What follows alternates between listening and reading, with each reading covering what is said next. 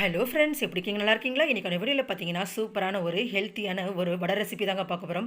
தை அமாவாசைக்காக வந்து இந்த நான் வடையை வந்து ப்ரிப்பேர் பண்ணியிருக்கேங்க. இந்த வடையில் என்ன ஸ்பெஷாலிட்டி பார்த்தீங்கன்னா, குழந்தைங்க வடை சாப்பிடும்போது கொத்தமல்லி கருவேப்பிலையெல்லாம் ஒதுக்கி வச்சுருவாங்க. அப்போ வந்து ஒதுக்காமல் இருக்கணுமா, அப்போ இந்த வடையில் வந்து ஒரு சூப்பரான ஒரு டிப்ஸ் இருக்குங்க. வாங்க எப்படி செய்யலான்னு பார்க்கலாங்க. இந்த வடைக்கு பார்த்தீங்கன்னா முக்கியமான ஹீரோ பார்த்தீங்கன்னா கடலைப்பருப்பு தாங்க.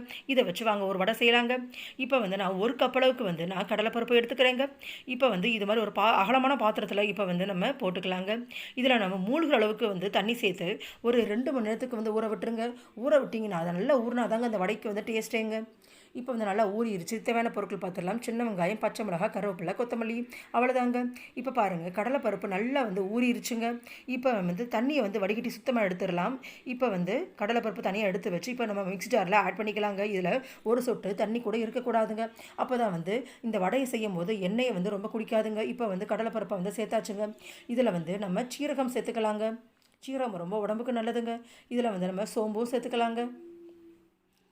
இப்போ வந்து நம்ம கொத்தமல்லி கருவேப்பிலையை வந்து இப்போ அரைக்கும் போதே வந்து அரைச்சிருவாங்க. ஏன்னா குழந்தைங்க வடை சாப்பிடும் போது இந்த கொத்தமல்லி கருவேப்பிலையெல்லாம் வந்து ஒதுக்கி வச்சுருவாங்க. இப்போ ஒரு 4 பச்சை மிளகா வந்து நான் சேர்த்துக்கிறேன். உங்கள் காரத்துக்கு தகுந்த மாதிரி சேர்த்துக்கோங்க. இப்போ எல்லாத்தையும் வந்து நல்லா கலந்து விட்டுருங்க.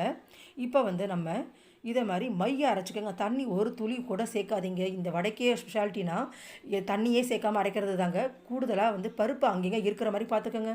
இப்போ வந்து ஒரு பாத்திரத்தில் வந்து நம்ம அரைச்சி வச்ச விழுதுகளை வந்து இதில் சேர்த்துக்கலாங்க. பாருங்கள், இந்த மாதிரி சேர்த்துக்கோங்க. இந்த மாதிரி பருப்பு கண்ணு திட்டு தெரியணுங்க. இப்போ நம்ம தேவையான அளவு உப்பு சேர்த்துக்கலாங்க.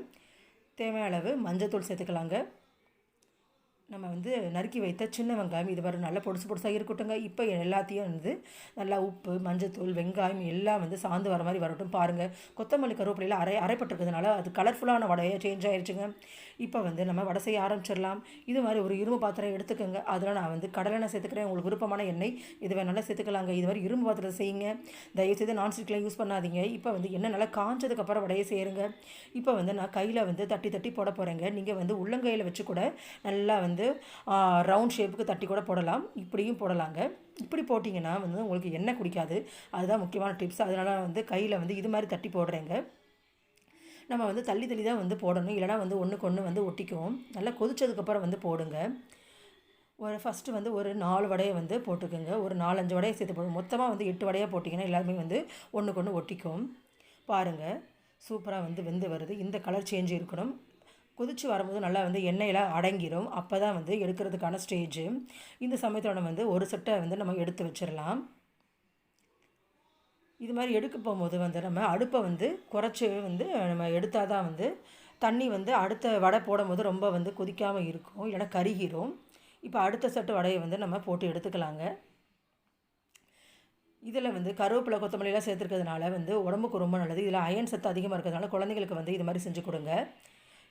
அவ்வளோதான், சூப்பராக வந்து நம்ம தை அமாவாசைக்கு வந்து வடையை ப்ரிப்பேர் பண்ணியாச்சு. இது மாதிரி கடலைப்பருப்பில் வடையை செஞ்சு கொடுக்குறதுனால இதில் ப்ரோட்டீனாச்சு. அயன் கருவேப்பிலை, கொத்தமல்லி சேர்த்துக்கிறதுனால அயன் சத்தும் இருக்கிறதுனால குழந்தைங்க எடுத்தே போட மாட்டாங்க. அதுதான் சூப்பரான டிப்ஸுங்க. இந்த வீடியோ பிடிச்சிருந்தா லைக் பண்ணுங்கள், ஷேர் பண்ணுங்கள், சப்ஸ்கிரைப் பண்ணுங்கள். சாயந்தர நேரத்தில் டீயோட இந்த வடையை டேஸ்ட் பண்ணி பாருங்கள். தேங்க்யூ, பாய்.